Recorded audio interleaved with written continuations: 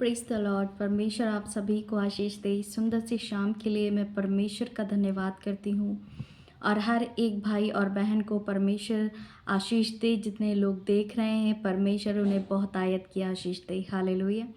मेरे प्रियो, ये समय है परमेश्वर की स्तुति करने का, परमेश्वर की महिमा करने का, और परमेश्वर हम सबके बीच है, ये मेरा विश्वास है, मेरा ईमान है।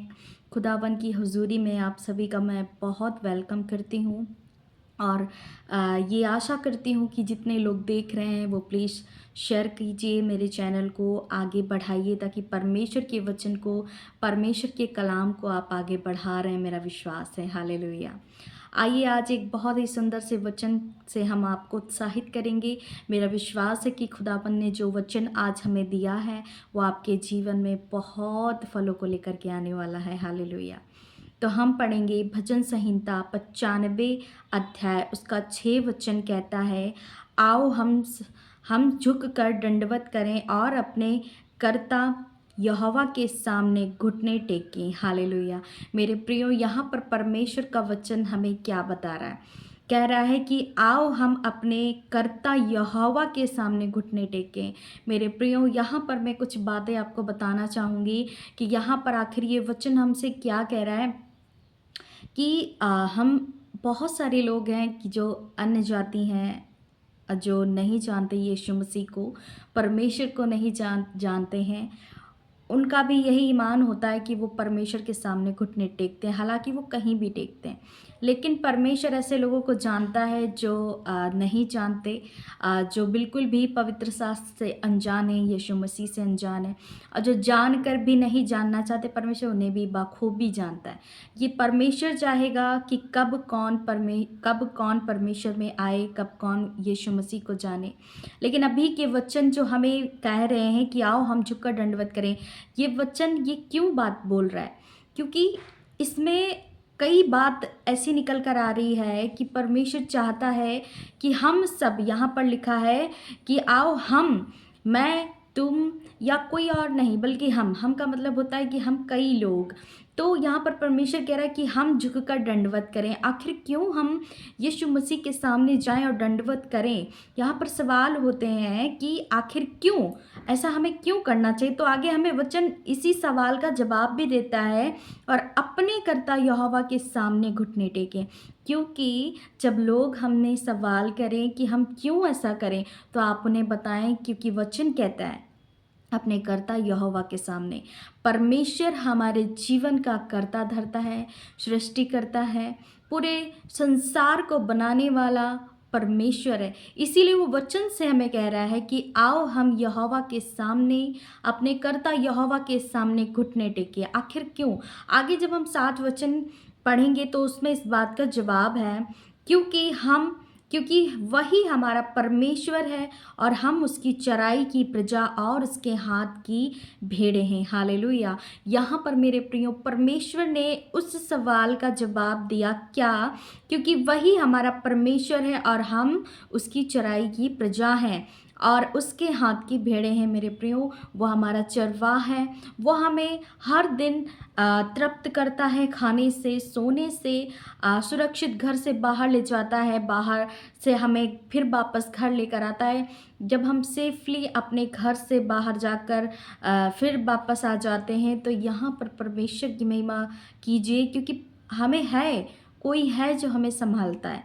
हमेशा एक परमेश्वर है जो हमें एक नया दिन दिखाता है, हमें हर एक नए दिन में नया भोजन देता है, नई नई चीज़ों को हमें प्रोवाइड करवाता है, क्योंकि वो हमारा चरवाहा है और हम सब उसकी भेड़ें हैं। जब हम एक एग्ज़ाम्पल देना चाहेंगे, जब हम देखते हैं नॉर्मली कि जब कुछ पशुओं को कोई मनुष्य पालते हैं तो उनको सुबह शाम चराने के लिए जाते हैं, क्योंकि वे उनके चरवाहा हैं और उनके हाथ में क्या है? उन पशुओं का काम है, उनकी जिम्मेदारी है कि वो उनका पेट भरें, वो उनको सेफली घर लेकर जाएं, घर से बाहर लेकर जाएं। जब वो उनको बाहर चराने के लिए, उनको भोजन के लिए लेकर जाते हैं, तो वो उनकी पूरी सुरक्षा भी करते हैं। इसी तरीके से, क्योंकि वो भेड़ें उनकी हैं, उनकी जिम्मेदारी है कि हमें हमें उनका पेट भरना है, उनको सुरक्षित रखना है और उनको हमें सुरक्षित रखना है और अच्छी बातें, अच्छा ज्ञान देने की कोशिश करना है कि जब भेड़ें हों या गाय हों या कोई भी पशु आपस में लड़ाई झगड़े ना करें और एक ज्ञान देने की कोशिश करते हैं। तो मैं बताना चाहती हूँ इसी तरीके से परमेश्वर हमारा चरवाहा है और हम सब उसकी भेड़ें हैं, क्योंकि परमेश्वर हमें संभालता है, हमें भोजन देता है, हमें एक नया दिन दिखाता है, हमें एक नया दिन दिखाने के साथ साथ हमें सुरक्षित रखता है। कई सारे काम परमेश्वर हर रोज़ हमारे जीवन में करता है। क्यों?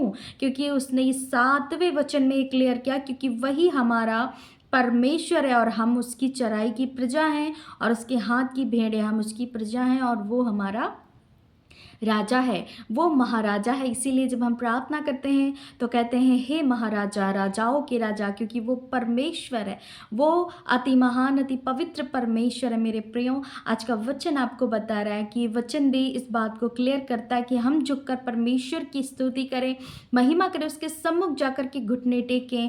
और क्यों? क्योंकि वही हमारा परमेश्वर है, वही हमें संभालने वाला, चराने वाला, तृप्त करने वाला, नया जीवन देने वाला, हर एक घटी कमी को पूरा करने वाला और हर एक संकट से बचाने वाला परमेश्वर है। इसीलिए मेरे प्रियो, आप इस वचन को ज़्यादा से ज़्यादा शेयर करें। आज के वचन ने आपको बताया है कि वो परमेश्वर, वो एकमात्र इकलौता महान सर्वशक्तिमान परमेश्वर जो स्वर्ग में विराजमान है, उसने अपनी पवित्र आत्मा को हम सब के लिए दिया है, जो हर रोज़ हमें एक नई सिरे से तैयार करता है कि हम परमेश्वर के वचन को सीखें, उसको जानें और परमेश्वर की महिमा करें और लोगों तक भी इस चीज़ को हम फैलाएं कि सच में जो जीवित परमेश्वर है वो यीशु मसीह है और जितनी जल्दी लोग जाने परमेश्वर उन्हें उद्धार जीवन दे सके। मेरे प्रियो, मेरी रिक्वेस्ट है, प्लीज़ आप मेरे चैनल को सब्सक्राइब कीजिए। मैंने पिछले चैनल में बहुत दुख उठाया, मैंने कई सारे सब्सक्राइबर्स मेरे हुए थे, लेकिन मैं आगे उनको कंटिन्यू मैसेज नहीं दे पाए क्योंकि बहुत सारी प्रॉब्लम मेरे जीवन में आई। लेकिन लिखा है कलाम के अंदर कि तुम्हें मसीह के प्रेम से कोई अलग नहीं कर सकता, ना मृत्यु, ना तलवार, ना जोखिम और ना ही तो नंगापन। क्योंकि परमेश्वर जब हमें आगे बढ़ाता है, अपने काम के लिए चुन लेता है, तो दुनिया की कोई भी शक्ति हमें परमेश्वर के प्रेम से अलग नहीं कर सकती। मेरा विश्वास, इस चैनल को हम बहुत आगे लेकर के जाएंगे, लाखों लोग इस पर जुड़ेंगे परमेश्वर की महिमा के लिए। हालेलुया। मेरा विश्वास है कि आप लोग इसको बहुत ज़्यादा सपोर्ट करें और परमेश्वर के कामों के लिए आगे करें। हालेलुया। तो सभी को जय मसीह की। God bless you all.